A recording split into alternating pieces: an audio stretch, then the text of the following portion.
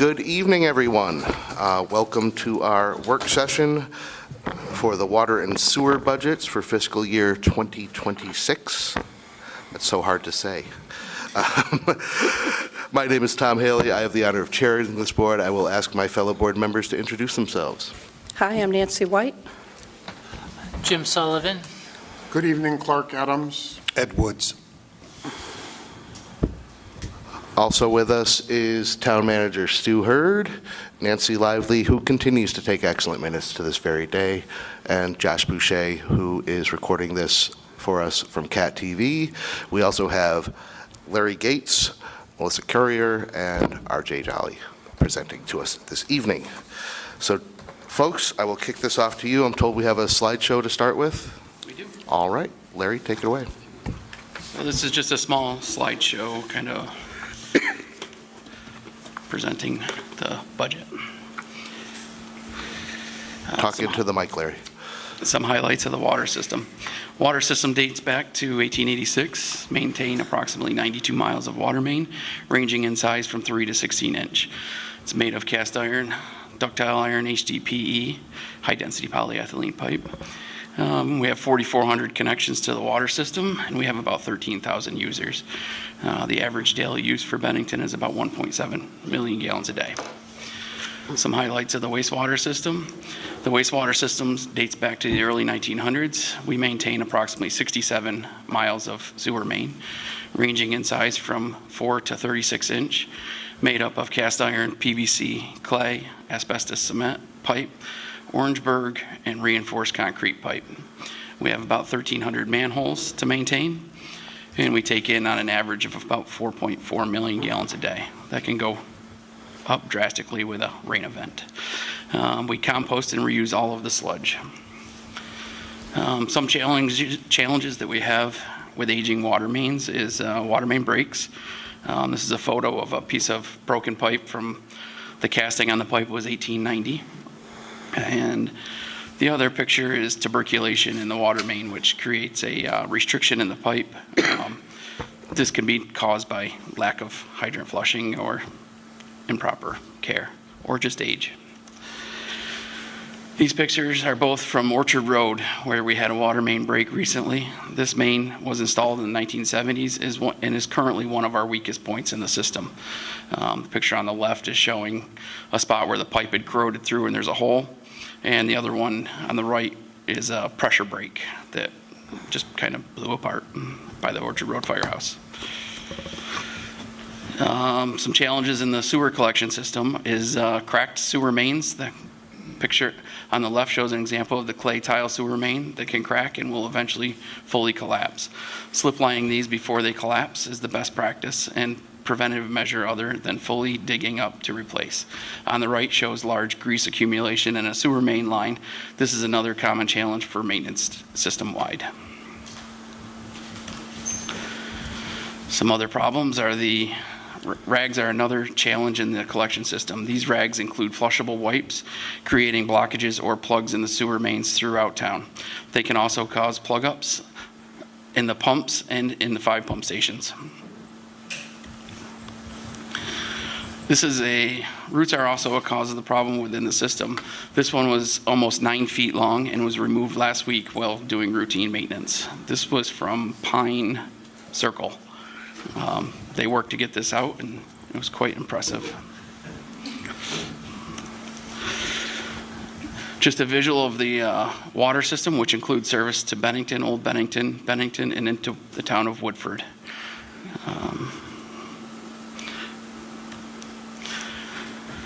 The red circle indicates the general area where some of the oldest water mains are. Some sections in this area have been changed out as we do upgrades. There are approximately 25 miles of water main that are over 100 years old. I started measuring it, but that's just a guesstimate, approximately 25 miles. This is a map of the general layout of the sewer collection system.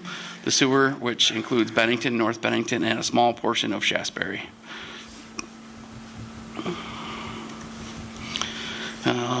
The following slides will be an update to some of the projects that were discussed in 2021. Sand filter replacement and rehabilitation. This project is to replace the 40-year-old sand filter. This system is failing, and with new lower limits imposed on our discharge permit, we need to address this sooner rather than later. The new phosphorus limit will take effect on 1/1 of '29. And an update on this is we are working with A&E Engineering. We've applied to the state of Vermont priority list for funding in '22. We did not make the cut. We applied again in '23 and '24. We are now moving forward working with them on design. The updated cost will be between $2 and $3 million. The County Street Benmont sewer line upgrades. This project addressed undersized and ultimately failing clay pipe. We replaced the 15-inch clay with 24-inch PVC. The update on this project is this project was completed in the spring of 2023 due to emergency failure and collapse of the line. This project cost with engineering was close to $1 million, and it was out of the capital budget or fund balance or something. Yeah. Relining of the sewer interceptor. The interceptor was installed in 1959 and is 3.5 miles long. Slip lining would be the best way to repair this when the time comes. The interceptor is the large diameter sewer main that takes all the wastewater from center of town to the wastewater plant. So it's anywhere from 30 to 36 inches in diameter. The update on this project is it's currently on hold. Instead, we are focusing on smaller mains in town, utilizing smaller portions of money out of the capital budget.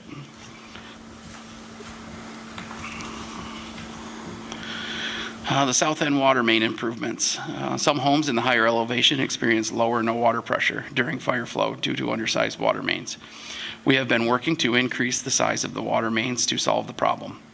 This project is a requirement on our permit to operate. We have been working on this since 2015. An update on this project is we have final designs and funding for the final portion of this multi-phase project. However, with the latest developments with the PFOA well contamination in parts of the south end, it is now on hold. If the PFOA water main extensions were to happen, then most or all of our project may be not necessary due to looping and redundant feeds. The raw water tank replacement with pretreatment. The raw water tank is a 500,000 gallon tank and is now 57 years old. This tank needs to be replaced not only due to age, but due to capacity. Having a larger raw water tank will allow us to continue make and supply clean water during heavy rainstorms for up to 2 days. This upgrade would also give us the ability to adjust the pH before the water gets to the filtration plant. I will talk about the filter upgrades on the next slide. And this project would most likely be part of the filter, the filter upgrade. Filter upgrades at the water filtration plant. This upgrade would address the 47-year-old filters, the raw water tank, and the other items at the plant. Those filters were put in 1978, and there's sections that we just can't maintain. The bottom where it's rusting, and we could start leaking any day. Update on this is at the beginning of 2027, we will apply for the priority list and get funding for preliminary engineering report. This would get us the scope of work and an engineer's estimate of a project cost. We would then plan accordingly.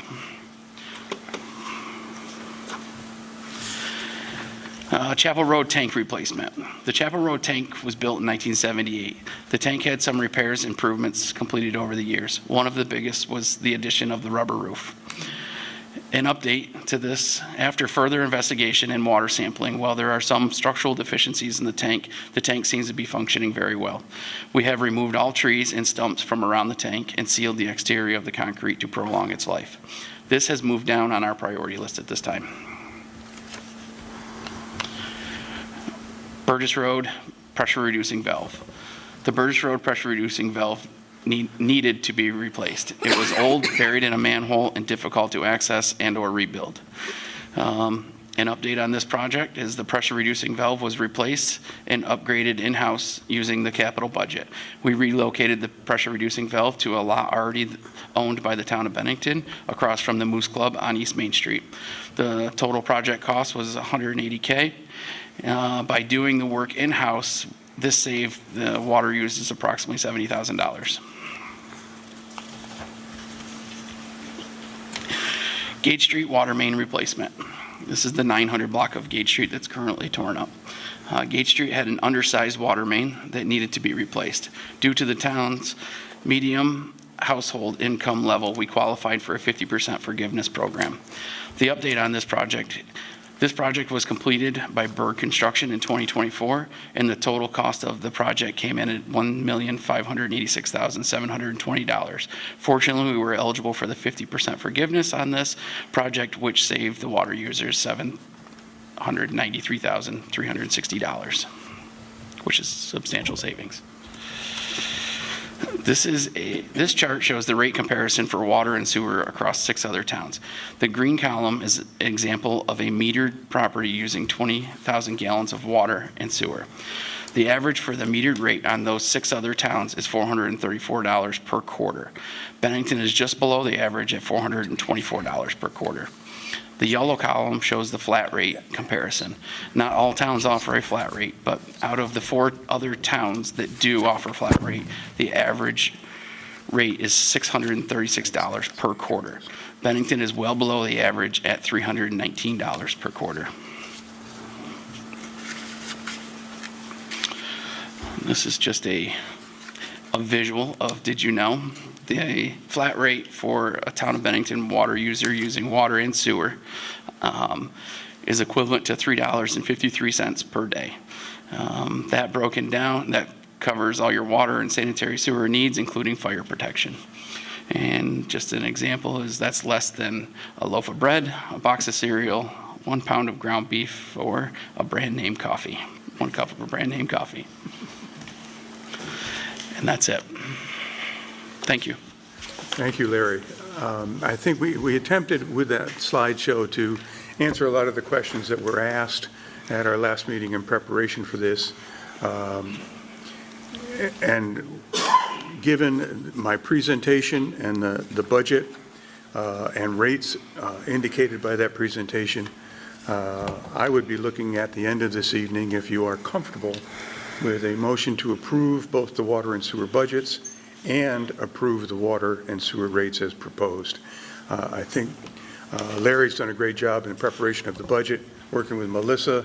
I think we've given you a budget that is basically below the inflation rate when it impacts our rates. And as you can see from that slide, our rates are lower than many other towns who have systems our size. So with that, I would turn it back to you folks, and we'll try to answer any questions you have. All right. I am sure folks do you have questions either on the presentation we just saw or on the budget? Should we start with the presentation maybe? Jim? Thanks, Tom. I just have a couple of questions. First of all, I'd like to say thank you for doing a great job with the presentation and managing the system. And I paid my sewer bill today and didn't feel bad about it. So, thank you. So you indicated the usage of the wastewater system. What's the current rated capacity of the system? Our permit for discharge is 5.1 million gallons a day. Okay, and you said that the usage is at about 4.4? 4.4, yep. Okay, and is there I know that work in the past has been done on infiltration issues to try to reduce the usage. Is that That's continuing. The slip lining that we're doing through town is some of the sections are either broke and allowing groundwater in. So we're addressing that. We're trying to send out letters for people who have sump pumps or roof drains into the sewer system to try to alleviate the I&I. Great. And I just have one other very general question. You provided a very comprehensive list of capital needs and their current status. And I was just wondering, and I got the water and sewer fund budgets and highlights here, but are all those capital needs anywhere presented in like one capital program that kind of lays out timing and possible revenue sources over time? I have a voicemail on my phone from Melissa that we're supposed to get together to work on that plan. Great, thank you, Melissa.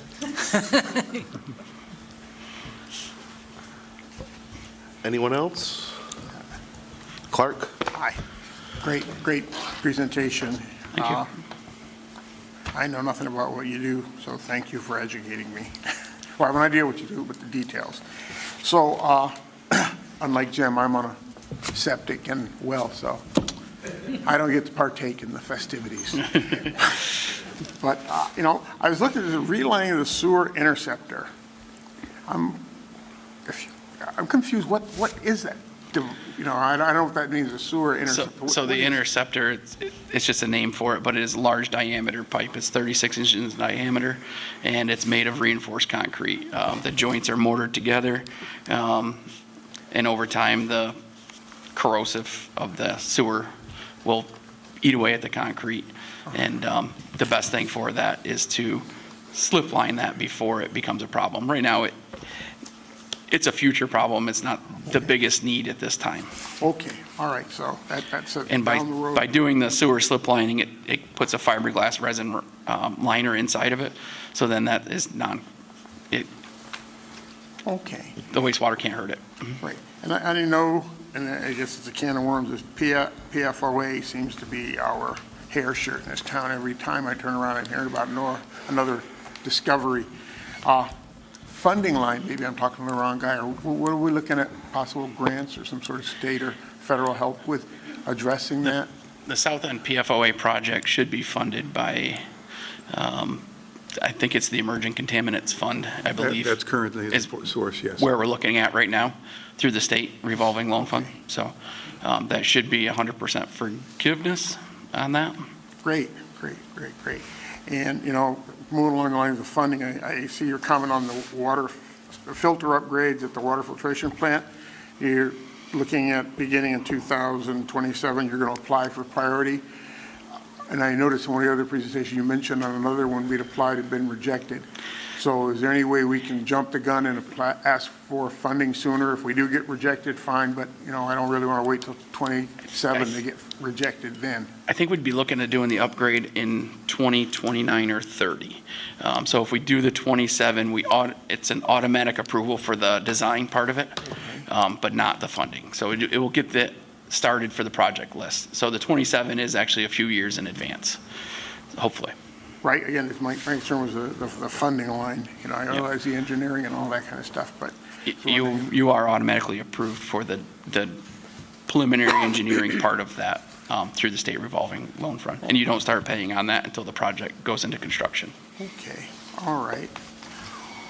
Well, and I just wanted to say good work on the Burgess issue. Thank you, and you did a good job there. So that's all I have at this point. Thank you.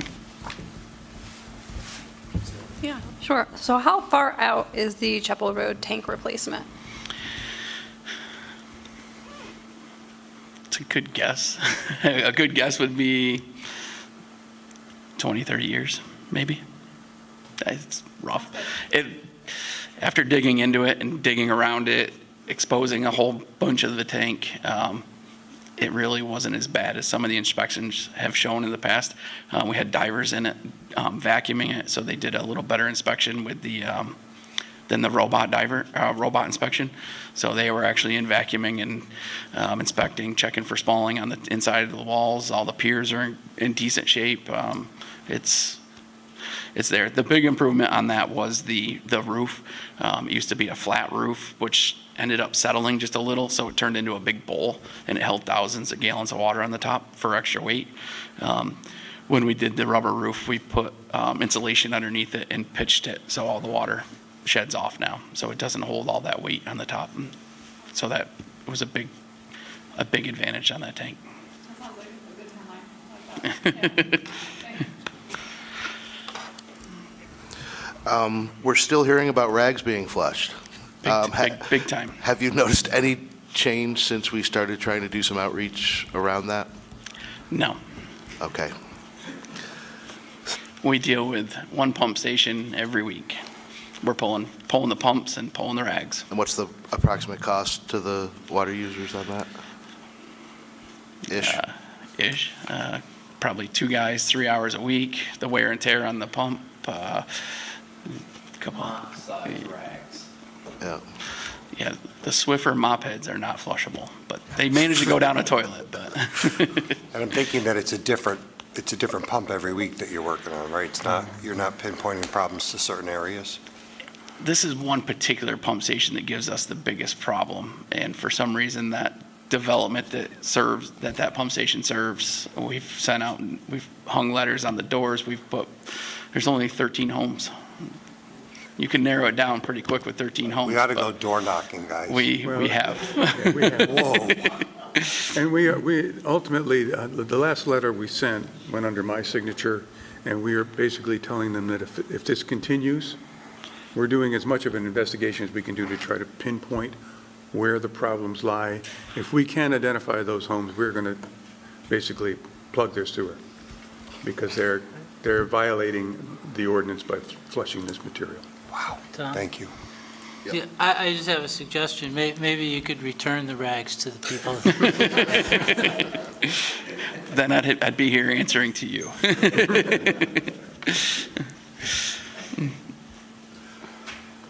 Nancy? I appreciate all the information, but I do have some more questions. On page 2, under 5900.720, we're paying $43,220. This is real estate taxes on lands we own in Pownell, Woodford, and Stanford. Is there any logging being done? Are we getting any money back from the sale of that? The taxes are $6,450. Well, I'm looking at the total. I'm sorry, I should have said taxes, and the other, the operating permit. Yeah, the operating permit fee is, The state charges us. that's what, Yeah. yeah. Can't do anything about that. No, but I didn't know if there was any logging being done, if we There could. isn't right now. The forest is in a forest management plan. So probably, I lose track of time, but probably in 6 years we'll go log again. And will the funds from that come back to the town? Yes, they go into the capital facilities reserve, so that we're able to grab them and use them on major projects where needed. On page 2, under equipment, 5920.790, where it talks about water meters. And I remember years ago, there was a discussion. Who would pay for the meters, and then who would pay to maintain them, and how are the citizens going to pay? Where do we stand right now? Does the town pay for everything? Right now, the right now, all commercial and all multifamily homes are now metered. The owners of the property buy the meters. Once the meter is installed and functioning, it becomes the property of the town. This money here is a contingency for us to go in and replace meters that are failing of customers that are already metered. If a single-family homeowner wishes to buy a meter and install it in their home, we allow them to do that because we radio read the meters, so it's not a problem for us to stay ahead of that. But we have a few single-family homeowners that have installed meters, especially those who tend to have smaller families and feel that the usage that they would they would save money based on the usage. I don't know whether that's true or not. I've never taken a hard look at that. It was at one time. I'm not sure where it's at now. Yeah. It's kind of, I think it evened out a little. There was an incentive to go to a meter when they first came out, because the meter usage charge was down quite a bit. So right now, once somebody buys a meter, that's it? When it needs to be replaced, the town pays for it? It's on us because we own the meter. We maintain the meters once they're installed. And We you make can sure, usually- of course, they're installed properly, but it becomes our responsibility, our property. And that goes to people who might try to monkey with the meter, alter its use during times of flow. This gives us the property ownership. Some of the meters we're changing out are 30 years old. Yeah. And so 20,000 covers everything, because I'm thinking most of us aren't on meters, but it sounds like we're subsidizing the people who are, if their meter has to get replaced or for the time that the town is spending there? This is, Yeah, the 20,000's basically buys the meter. It's kind of a revolving door. So if you were to buy a meter for your house, Oh. we would order the meter. It would be $700 approximately for the meter with the radio read head. We would then give you the meter. You would have it installed. We would bill you for the meter. And then when you pay us for the meter, it goes kind of back into that fund. It's just kind of a revolving door on the meter sales. But as for, like the hospital have, say, just use a hospital for example, they have 8 meters approximately, ranging from 1-inch to 6-inch meters. But a 6-inch meter is about $6 or $7 grand to replace that. So they currently own it, but there's ways that we can just rebuild, take the guts out of it and put new guts in it while it's still installed and in service. But that's still $2 grand, so that's on us. It only needs to be done every 15, 20 years. So everybody buys their own meter and they pay to have it installed? The town Yep. doesn't install it? We don't, nope. Okay. Yeah, you would hire a plumber to install your meter. And a question on equipment as far as vehicles go. Because we have the mechanic, and the mechanic's saving us a lot of money, is there any way that we can start looking in the future, rather than replacing trucks? I don't know if you try to do it every 10 years. Could we look at pushing that back a couple of years? We are already. We are keeping vehicles much longer than we used to. Okay, that's what, And we're able to do that. We even are buying, you've seen it, we bought some used vehicles, so, yeah, we definitely take advantage of having our in-house mechanic. and that's what I didn't know. That's good to hear. Yep. Does anybody have more questions? I have more, but if people have others. No? Okay. The projects I've been concerned about for several years that you showed tonight, do you have an order that they're going to need to be done? Or are we going to try to do it based on if we can get any financial assistance? That's a good question. Probably, I mean, I there's just, priorities that pop up, such as the county street. That was on our radar, the county street sewer line. That was on our radar. We planned on doing it. We knew that was a problem. And then once that collapsed, it moved right to the top of the priority list. We didn't really have a choice. We had to do it. The timing was not great. I remember county street was ripped up for the whole winter. We worked through the winter to get that done.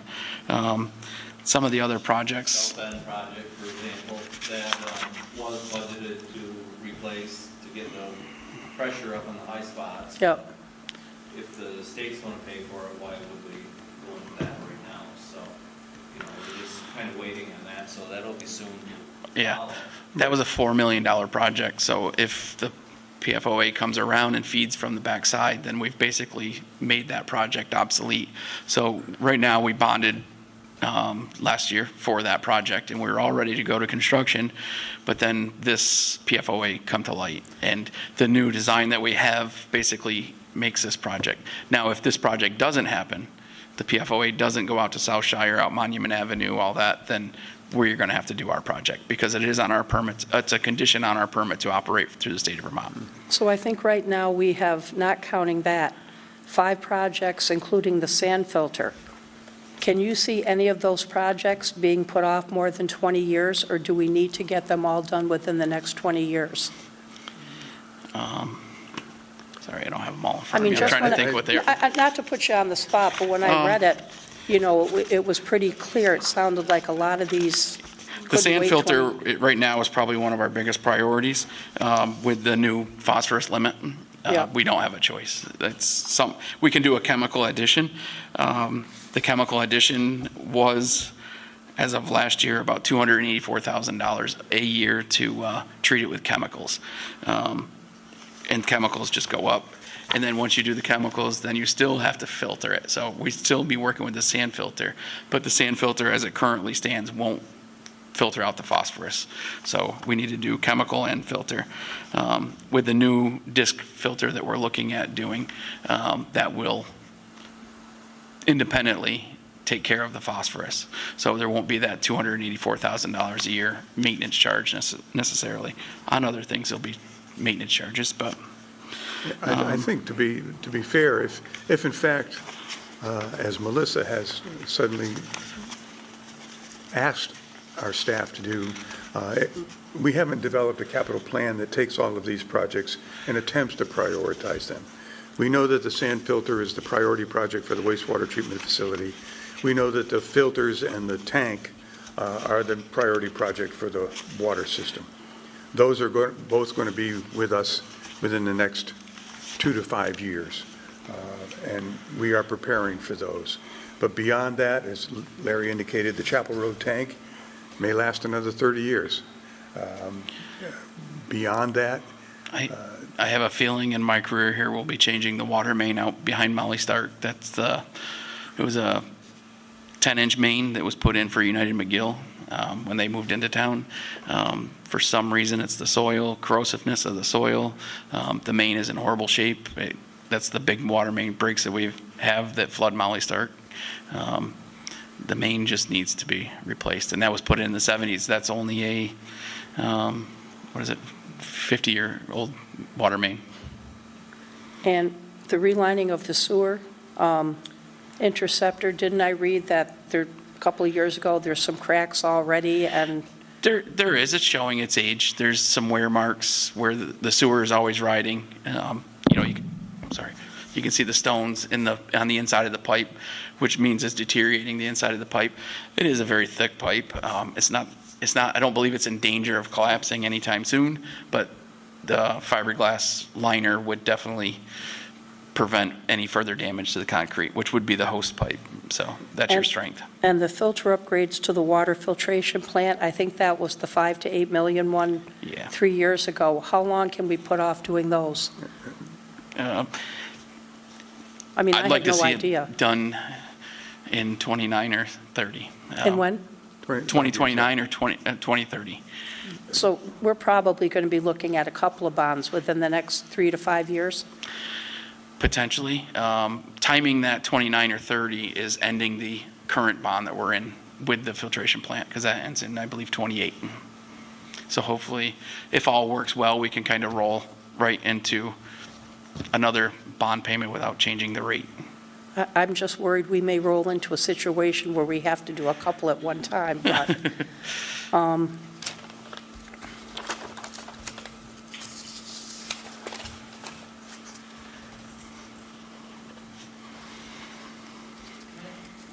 go ahead. Can I just jump in while she's looking at that? I think that the capital plan that Melissa has asked for and Stu talked about would be particularly helpful in addressing the kinds of questions that Nancy has.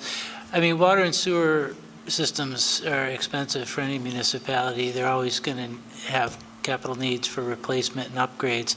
And I really think that just, having a plan that lays out expected, projects and costs and revenues over the next 5+ years, it really helps you balance out the year-to-year cost.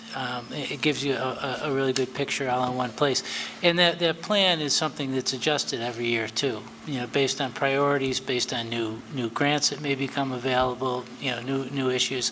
So I think, Nancy's questions are right on target, because it's hard to look out and see what the future looks like without having that kind of year-to-year analysis presented. I mean, I wish that once you built the system, it was good forever, but it's not. It's something everybody has to deal with, and I think that that's just a really good way to help long-term planning. Thanks. Last year we learned, did you ask about the wastewater treatment plant, or was it something else? Okay. Wastewater treatment plant, we learned last year that it's probably going to be maxed out in about 20 years, am I correct? Depends on the growth. That's a hard projection only based on the growth of the Well, town. here's my concern. If we have a lot of development in Bennington and a lot more people come online in 10 years, we could max it out in less than 10 years, couldn't we? We could. At that point, we would go back to design and figure out how to expand our capacity, whether it would be adding a third clarifier, whether it would be adding more RBCs or a different aeration basin. There is ways to increase that capacity through different measures. And that's what I didn't know, but we don't have any more space right now to do that, correct? On our postage stamp of a lawn there? No, we don't. And is this something we are working on right now to address? Actually, I would say we have in mind some land acquisitions that we would like to approach. We haven't begun any negotiations or done any assessment of what those costs might be for us. Our focus right now has really been the sand filter, making that happen, and then taking that next step and start looking at land acquisition adjacent to the plant. Well, being very concerned, trying to look to long-term, without saying a lot, I would urge that we take those steps, because 20 years can go by fast, and we may need it sooner than 20 years. And back in February, we had the presentation from the group we hired to do the audit for the town. And one recommendation the owner gave us was taking, let me see if I can see, our 2 utility departments called enterprise funds, and taking them out of the general fund liabilities. It was the wastewater department and something else. And I haven't checked with Stu or Melissa to see if that's something you've looked at we can do. I'm sorry, Nancy, I'm not Okay. clear on. Well, I remember he said it on the video that night of the meeting back in February, and I went back and watched the video. And I don't know. You're talking about the audit?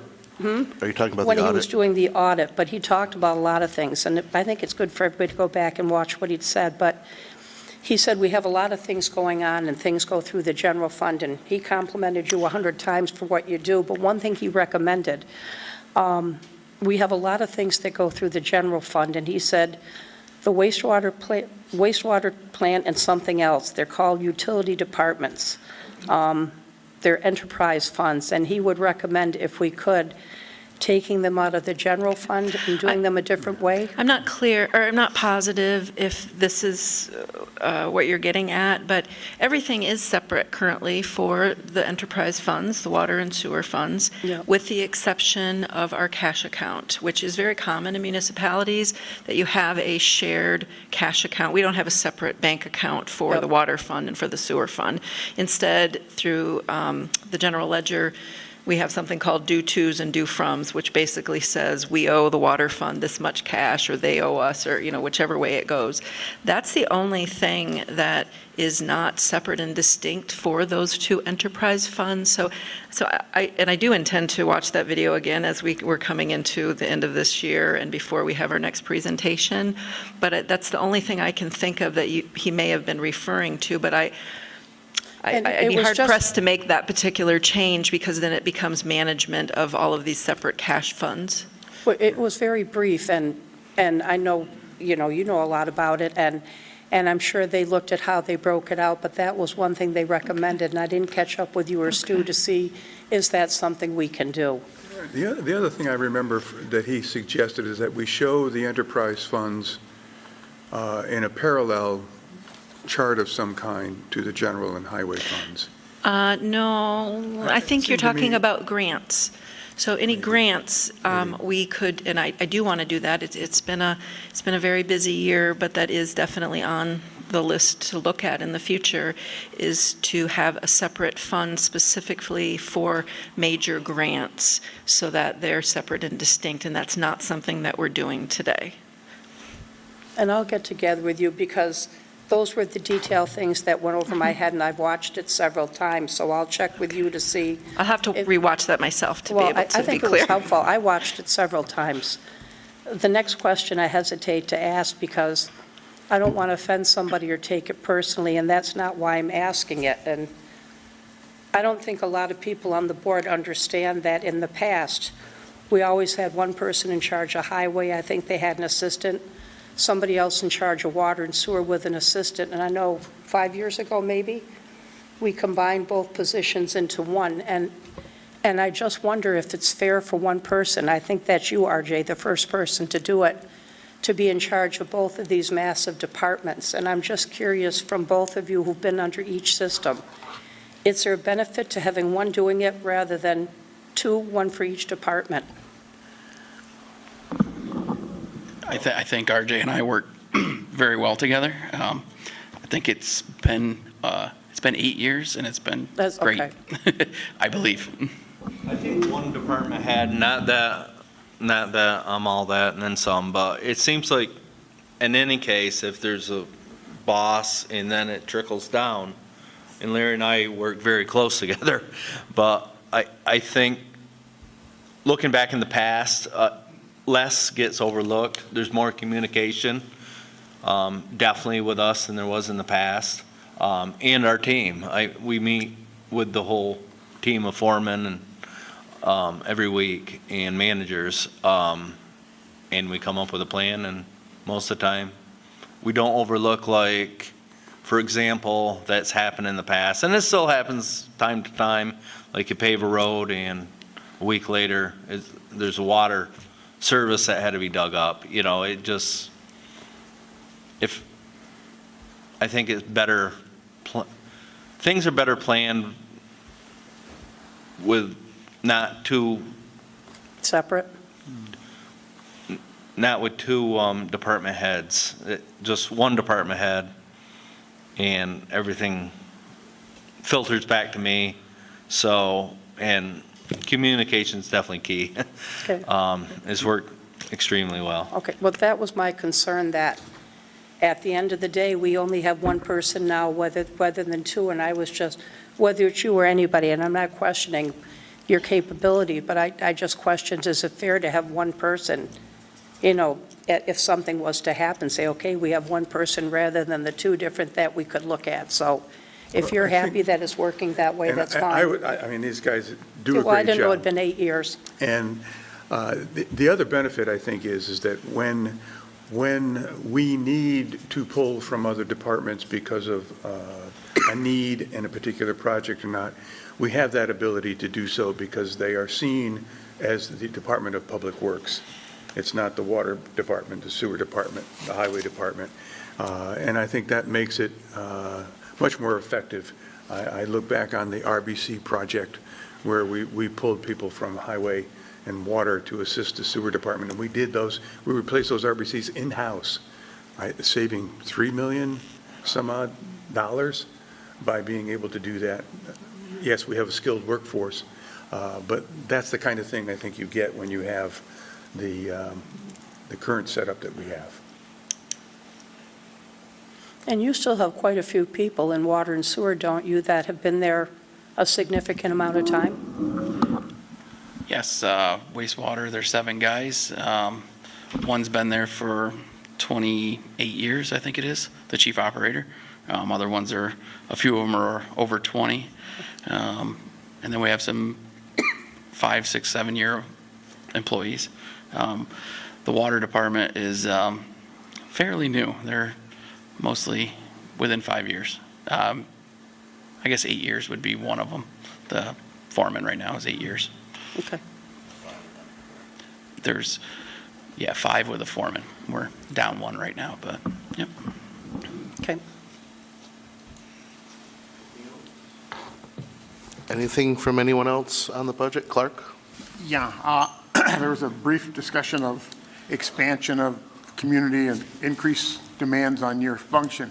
And I think if I listened to Dan Monk in the past, that development or expansion is area contingent upon capability of your organization to function. So there's no way we're going to throw up a bunch of condos until your department is capable to handle the water and sewer needs of those departments. So I think the idea of the concern may be a little premature, but There's a water sewer allocation process that we go through. So if there's a project that comes about, we look at what they're going to be using for water and what they're going to be discharging in sewer, check to make sure that we have capacity. Currently, we have capacity. As it gets closer, then those will be looked at a little bit more. Some may get denied or whatever, but at this point, we have capacity. so the DRB guys will be working hand in glove with you to make sure that there's no. And those allocation fees go into a fund for future expansions or upgrades. Some fees can be substantial. If it was a 50-room hotel, they're going to use a lot of water and a lot of sewer. So their allocation fee will be a big chunk. They're buying their spot in the system. So that money goes into a reserve account. And then if we have a project that we want to do that would involve expanding the system or the capacity or something like that, then we can use those funds. We did use some of those on the south end water upgrade to expand capacity. You can also talk about the state permit, they can't applicate state permit, which requires your own. Yeah. So if, say, a 50-room hotel was coming to the town, before they can get their state of Vermont wastewater permit, they have to have our water sewer allocation in hand saying that there is substantial, or enough room in our system for them. Okay, I just want to make it clear that we're Thank just you. not putting up buildings willy-nilly and after the fact saying, oh, by the way. All right. On that point, what's the current allowance for state permitting for a residential use, like a per bedroom? Is it still, it used to be like 150 gallons per day per bedroom? I don't remember off the top of my head. I think it's, I 450 think for a 450. three-bedroom home, was it 325 gallons per day? The problem So it's is a little lower. water numbers are one, wastewaters Okay. are different. So they don't jive. So it's not an easy number to remember. I was so. just trying to get a rough calculation in my mind. You know, Clark mentioned, a number, I mean, we need housing, right? So, Clark mentioned putting up a number of condos, and so I was just trying to run the math really quickly in my head. If there's 700,000 gallons of kind of absolute limit currently on capacity, what is that looking like in terms of numbers? So. Yeah. Thanks. Last question. The question everybody's going to ask, if we approve the rates, what will that do to the quarterly water and sewer bills? What will the increase be? I know it's probably in here, but It's on the last It is- page. On average, approximately $29 per year. The annual increase for a typical homeowner is $29 per year. $29 per year? Yes, That's the increase for next year. that's I'm right, reading this So it's correctly. $7.50 a quarter. approximately, yes. Right now, the flat rate for 25 is currently $160 for water. It's going to $163 per quarter. For sewer flat rate, it's $158. It's going to $162. So you're right, $7. So it's about and change. $4, $7 a quarter. Water Yeah. and sewer, people who get the bills each quarter, they're going to see about a $7 to $8 increase each quarter for total water and sewer. Yep. Okay. That's going to be the Less big than- question. Almost as much as 2 cups of coffee. No, that's great. Anything else? Anything from our audience member?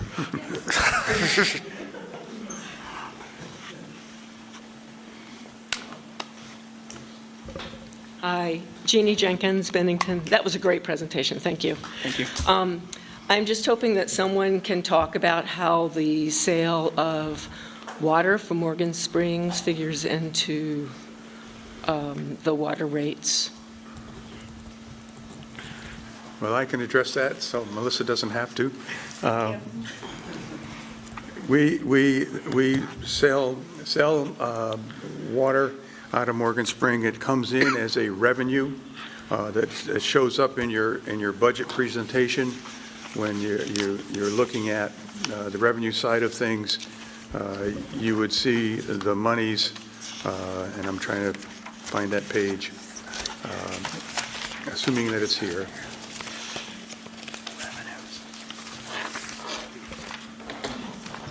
And actually, we don't show the revenues, do we, Melissa?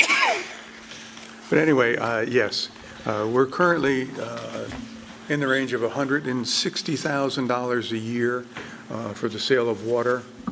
Our current customer is Primo Waters. They are based, at least their New England base is in Pittsfield, Mass. We have actually been notified that they are terminating their agreement with us. We're currently charging them about a penny a gallon for the sale. However, their primary user Premium Waters, which is based across the line in New York State, has indicated to us that they would like to enter into a contract with us, basically purchasing an equivalent amount of water, and we are looking at a rate increase of up to 2 cents a gallon. So we're looking potentially to double the income from the sale of water in the water fund, which has an impact on the rates. It reduces the rates for the ratepayers. So I can add to that a little bit. I have the revenue you. information here. I don't typically provide that as part of the presentation. It's usually more to the expense side. But the FY25 budget was $110,000, and when I did the analysis to see where we were going to land with actual, it was definitely lower than what we had budgeted. And I was looking at $75,000 or $80,000 that we were actually going to come in this year. I understood from Stuart that, or I knew that we were, it was going to be doubling in price from 1 cent to 2 cents, and we felt comfortable in that they would probably want more water than we're currently selling now. So the budgeted revenue was increased for FY26 up to $150,000, which from a budget to budget is an additional $40,000 that greatly helped keep our rates down for this year, because that was $40,000 extra that we don't normally plan for. But it's an actual swing from actual of 60, it could be 60 or 65,000, I think I heard, right? Well, we currently, our actual, I was forecasting at 75 or 80, so based on it going from a penny currently to 2 cents for the new one, we doubled what our current actual was to 150. But the budget to budget, which is what's going to impact the rates, Yep. is 40,000. Interesting that it's budget to budget that impacts the rate, not budget to actual. Well, when I calculate the rates every year, it's based on what we budget. So when I calculate the rates this year, when I look at determining what the new budgeted revenue, I look at FY25 actuals to help me determine what the new FY26 budget amount should be. But when you're looking at how that's going to impact the rate, it is going to be the change in budget to budget. So what would happen if there wasn't a new deal on the table that changes the revenue stream from this water contract? That would be a problematic. Gotcha. Thank you for being on top of it, Stuart and others, because that's important. Just that I understand, so the group that currently is buying the water doesn't want to do it anymore? They have closed their facilities. Primo is a national water company. They're based somewhere in Minnesota or somewhere else. They have closed their 2 facilities in the New England area. They were in New York State, but they have closed them. And so they have notified us, their 6-month notice, that they are canceling the contract. We were contacted soon thereafter by Premium Waters, and they are the ones that do most of the hauling under a contract with Primo. And they have actually requested if we could extend the water, the time that the water facility is open, and we have DRB limits on our permit. They would like to see those extended. They would like to see some weekend hours extended, because they're interested in taking even more water. At the present time, we've told them we can't predict that would be approved by the DRB, so we're looking at what it is you're going to draw within the current hours that we have, and that's where we've come up with the numbers. But the first group, did they pay off what they went in on us with to build that? I mean, don't they owe us money? They actually paid us money, which is why their rate was at 1 penny per gallon for the first 5 years, so that they could recover their investment. And I think their investment was $500,000. So they've paid off their share, we're still paying off our share? No, the facility was built principally with their income and ours, their revenue to us. So it's not like we don't owe any money on the facility itself. That is Okay. built and paid for. They're pulling out slightly early, I think, on their 5-year agreement. So in effect, they're not going to recover their full investment. Well, I wonder, should we put the word out that we have water to sell. Could there be anybody else interested? Well, if Premium comes in and purchases the amount of water that they have indicated their interest in, I think they will purchase more water than Primo has been purchasing.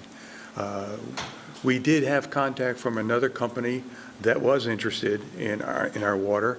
We do have capacity to provide the water that company was looking for. Unfortunately, the financial systems didn't work out for them, so they had to pull back. That doesn't mean they won't be back in the future. So we have additional capacity to sell. We just are fortunate enough to have an individual company that wants to get as much water out of this facility as they possibly can. So can we make a deal with one company? If somebody else comes along, also make a deal with them? Our contracts are non-exclusive. Okay. And I guess I'd be concerned about weekends and extra hours for that truck traffic on Main Street. That's the concern that I think the DRB had as well.